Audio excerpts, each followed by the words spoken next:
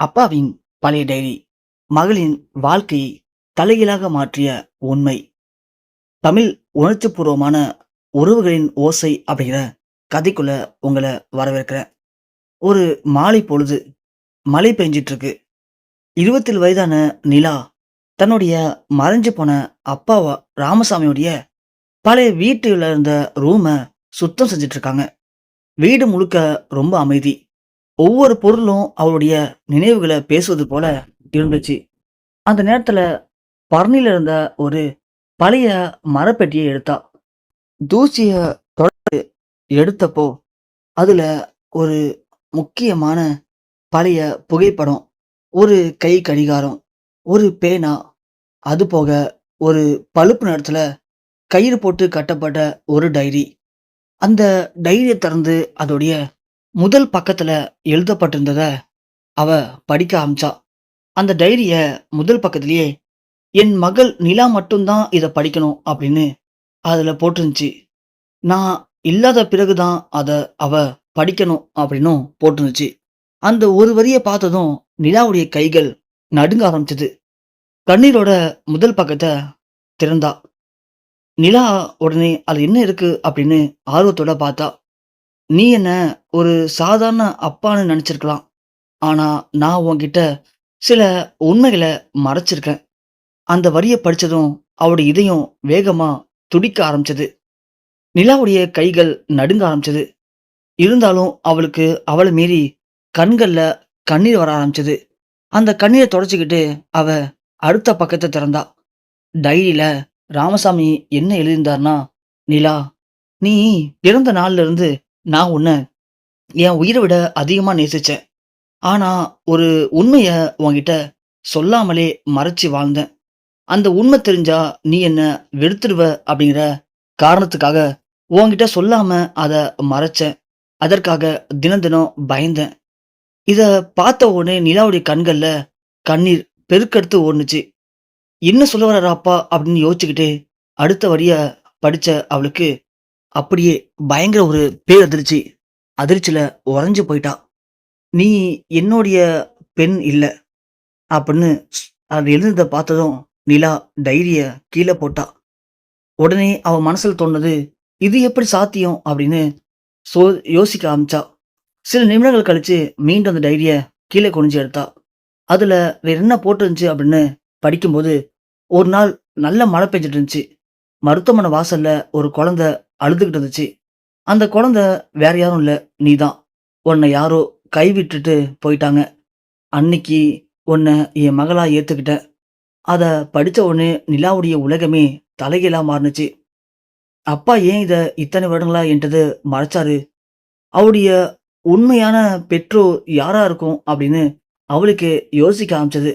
ஆனா அந்த டைரியில கடைசி வரி தான் இன்னும் பெரிய அதிர்ச்சிய குடுத்துச்சு நிலாவுக்கு. "உன்னுடைய உண்மையான அம்மா இன்னும் கூட உயிரோட தான் இருக்காங்க." அந்த ஒரு வரிய பார்த்ததும் நிலாவுடைய இதயம் அப்படியே நின்னு போனது போல உணர்ந்தா. அந்த இரவு முழுக்க நிலாவுக்கு தூக்கமே வரல. என் உண்மையான அம்மா உயிரோட இருக்காங்க. அப்படின்னா எதற்காக என்ன விட்டுட்டு போனாங்க? அப்படிங்கிற கேள்வி மட்டும் அவ மனதுல ஓடிக்கிட்டு இருந்துச்சு. மறுநாள் காலையில மீண்டும் அந்த டைரிய திறந்து படிச்சா. அதுல ராமசாமி வேற என்ன எழுதியிருந்தாரு அப்படின்னா, "நிலா, உன்ன கைவிட்டவங்க கெட்டவங்கன்னு மட்டும் நீ நெனச்சிடாத.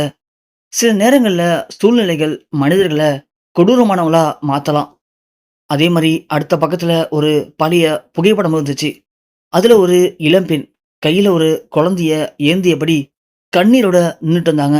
புகைப்படத்துக்கு பின்னாடி ஒரு வரி, "மீனாட்சி, மதுரை."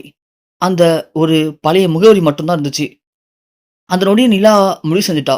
என் வாழ்க்கையில எனக்கு என்ன நடந்துச்சு அப்படிங்கிற உண்மைய கண்டுபிடிச்சே ஆகணும் அப்படின்னு யோசிச்ச நிலா, உடனே மதுரைக்கு கிளம்பி போனா. பல ஆண்டுக்கு முன்னாடி இருந்த அந்த முகவரிக்கு போனப்போ, அந்த வீடு பூட்டி இருந்துச்சு.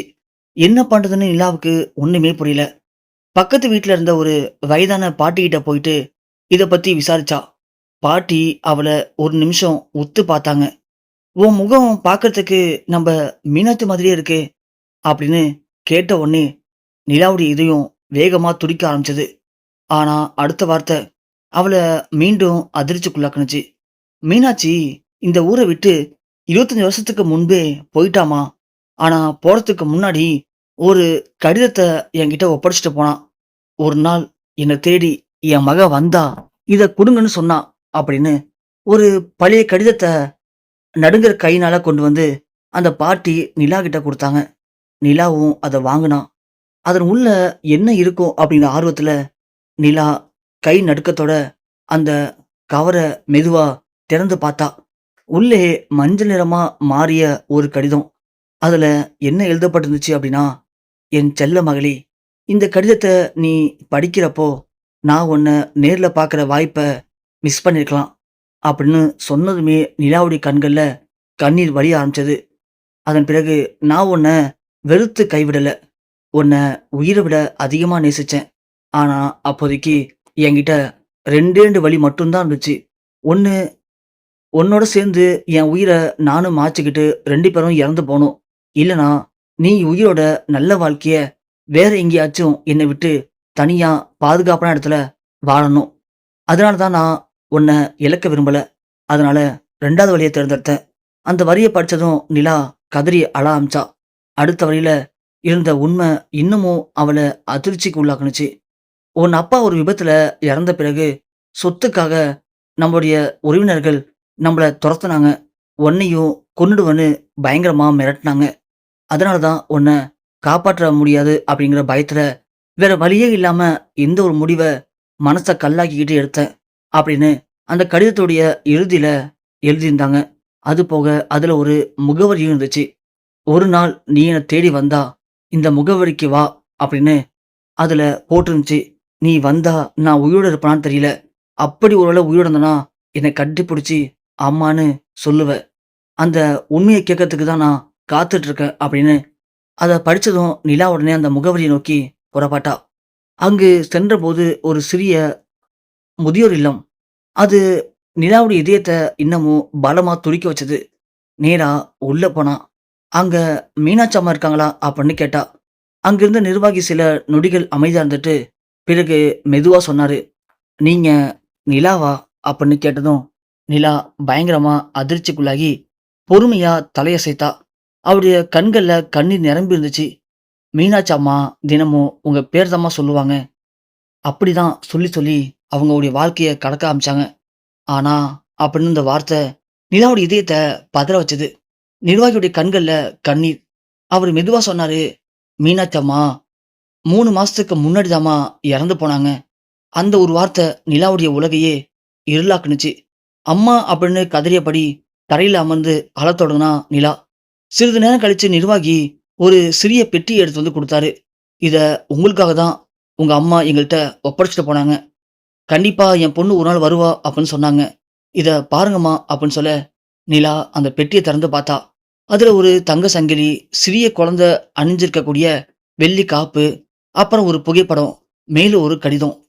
அந்த கடிதத்துல மீனாட்சி என்ன எழுதியிருப்பா அப்படிங்கிற ஆர்வத்துல நிலா அத பிரிச்சு பார்த்தா. அதுல, "நிலா, என் செல்ல மகளே, உன்ன ஒரே ஒரு முறை மகளே அப்படின்னு அழைக்கணும். அதுதான் என்னுடைய வாழ்நாள் ஆசை. ஆனா அது நிறைவேறல. ஆனா உன்னை வளர்த்த ராமசாமி, அவர்தாம்மா உன்னுடைய உண்மையான அப்பா. அவர் இல்லன்னா நீ இன்னைக்கு இவ்வளவு தூரம் உயர்ந்திருக்க மாட்ட. அவர நினைச்சு நீ பெருமைப்படு. அவர் உனக்காக வாழ்ந்த மனிதர்." நிலாவுடைய கண்கள்ல கண்ணீர் சுத்தமா அப்படியே தேம்பி நின்னுச்சு. அதே பெட்டிக்குள்ள இன்னொரு சிறிய கடிதமும் இருந்துச்சு. அதுல ஒரு பெயர் மட்டும் எழுதப்பட்டிருந்துச்சு. "சண்முகம்." அதுக்கு கீழ, "இவர்தான் உன் உயிர அழிக்க நினைச்ச மனிதர். ஆனா இன்னைக்கு அவரு யாருன்னு தெரிஞ்சா நீ அதிர்ச்சி ஆயிடுவ." நிலா அந்த பெயர பார்த்ததும் அதிர்ச்சியில உறைஞ்சு போயிட்டா. ஏன்னா, சண்முகம் அப்படிங்கிறது அவ வேலை செய்யக்கூடிய ஆபீஸோடைய ஓனர் பெயரு. அவர் பல ஆண்டுகளாவே அவள தன் மகள போல பார்த்துட்டு இருக்காரு அப்படிங்கிறது நிலாவுக்கு தெரியும். அப்போ உண்மையிலேயே அவரு யாரு அப்படின்னு நிலா மனசுல ஒரு பெரிய குழப்பமும், எண்ணமும் ஏற்பட்டுச்சு.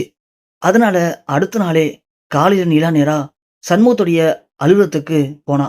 அவர பார்த்த உடனே அவள் கையில இருந்த அந்த பழைய காகிதத்த மேஜை மீது வைத்தா. "இந்த பெயர் உங்கள் தான?" அப்படின்னு கேட்டா. சண்முகத்துடைய முகம் லைட்டா மாறுனுச்சு. சில நொடிகள் அமைதியா இருந்த அவரு நாற்காலியில அமர்ந்தபடி ஆழ்ந்த மூச்ச விட்டாரு. "ஆமாம்மா, அது நான் தான். இனி மறைக்க ஒண்ணும் இல்ல அப்படின்னு சொன்னதும் நிலாவின் கண்கள்ல கோபமும் கண்ணீரும் ஒண்ணா இருந்துச்சு. என் அம்மாவுடைய வாழ்க்கைய ஏன் அழிச்சீங்க அப்படின்னு நிலா கேட்டா. சண்முகம் மெதுவா பேசத் தொடங்குனாரு. பேராசை, கோபம், சொத்து இவை எல்லாம் என்ன மனுஷனா இருக்க விடல. உன் அம்மாவ உன்னையும் அழிக்க நினைச்சது என் வாழ்க்கையில நான் பண்ண மிகப்பெரிய பாவம் அப்படின்னு சொல்லிட்டு அவரு அப்படியே கொஞ்சம் அழத் தொடங்குனாரு. ஆனா சில ஆண்டுக்கு பிறகு நீயே என் நிறுவனத்துல வேலைக்கு வந்த. அது நீதான்னு எனக்கு அப்போ தெரியாது. உன்னோட நேர்மையும் உன்னோட உழைப்பையும் என்ன கொஞ்சம் கொஞ்சமா மாத்துனுச்சு. அதன் பிறகுதான் நான் உண்மையை தெரிஞ்சுக்கிட்டேன். அன்னைக்கு நான் செஞ்ச பாவத்துக்கு பரிகாரம் செய்யணும் அப்படின்னு முடிவு பண்ணேன். நிலா எல்லாத்தையும் கேட்டு அமைதியா இருந்தா. அப்போ சண்முகம் தனது மேஜர் டிராயர்ல இருந்த ஒரு கோப்பைய எடுத்தாரு. அதுல இருந்தது ராமசாமி அவருக்கு எழுதிய கடைசி கடிதம். சண்முகம், மனிதன் தவறு செய்யலாம். ஆனா உண்மையாக மனம் திருந்தினா மன்னிப்பும் கிடைக்கணும். என் மகள் ஒரு நாள் உன்னை சந்தித்தா பழிவாங்க சொல்லாத, மன்னிக்க கத்துக்கொடு. அந்த கடிதத்தை படித்த நிலா கதறி அழுதா. அவளுக்கு புரிஞ்சது, இரத்த உறவு ஒருவரை பெற்றோரா மாற்றாது. அன்புதான் உண்மையான உறவை உருவாக்குது. பெற்றெடுப்பது பெரிய விஷயம் அல்ல. அன்போட வளர்ப்பதும் உண்மையான பெற்றோடைய அடையாளம். மன்னிப்பு என்பது பலவீனம் அல்ல, அது மிகப்பெரிய பலம். இந்த கதை கண்டிப்பா உங்களுக்கு பிடிச்சிருக்குன்னு நினைக்கிறேன். இந்த கதை உங்க மனசு தொட்டுருந்துச்சுன்னா இந்த கதைக்கு ஒரு லைக் போடுங்க. இது போன்ற உணர்ச்சிபூர்வமான கதைகளுக்கு உறவின் ஓசை சேனலை சப்ஸ்கிரைப் பண்ணி தொடர்ந்து நம்ம சேனலுக்கு சப்போர்ட் பண்ணுங்க.